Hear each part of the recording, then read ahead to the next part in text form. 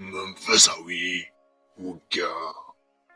የኃጢአት ሐሳብ በሕልም ወደ አንተ ሊመጣ ይችላል። ሙሉ ለሙሉ ንጹሕ ሰው ከሆንክ ግን በሕልም እንኳን ላትቀበሉ ትችላለህ።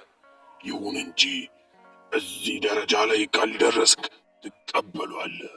ቢሆንም ግን ከነቃ በኋላ ከፍተኛ ሐዘን ይሰማሃል። ይህ ሐዘን በውስጣዊ ሕሊና ውስጥ ጥልቀት ስለሚኖረው ወደፊት ይህን የመሰለ ሕልም እንዳትመለከት ይረዳሃል።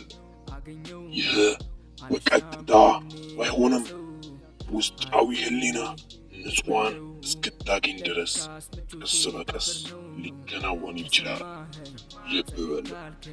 ስለዚህ ሌሊት በእንቅልፍ ውስጥ ሳለህ የኃጢአት ሐሳብ ለመቃወም ትችል ዘንድ ቀን በእውነ ሳለ የኃጢአት ሐሳቦችን ተቃወም።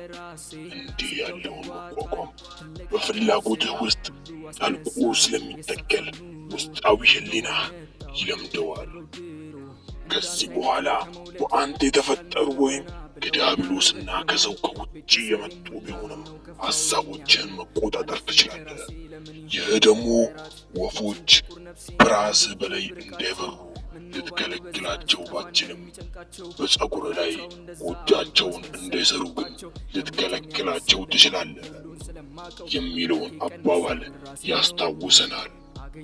ሐሳቦች እንዳይቆጣጠሩ በፍቅርህና በአንተ ውስጥ ባለው ጸጋ ልታሸንፋቸው ትችላለህ። አንተ ካልታዘዝክላቸው በስተቀር የኃጢአት ሐሳቦች ንጽሕናህን ሊያሳጡ አይችሉም። እደግምልሃለሁ፣ አንተ ካላዘዝካቸው በስተቀር የኃጢአት ሐሳቦች ንጽሕናህን ሊያሳጡ አይችሉም። ይህን አስመልክቶ ቅዱስ ዮሐንስ አፈወርቅ ሰው ራሱ ከሚጎዳው የበለጠ ማንንም ሊጎዳ አይችልም በማለት የተናገረው ቃል ምንኛ እውነት ነው። ወይ ከባለ ጸጋው ወይንም ከሳቱ ዓለም ማረፊያ የት ነው? ንገረኝ ግድ የለም።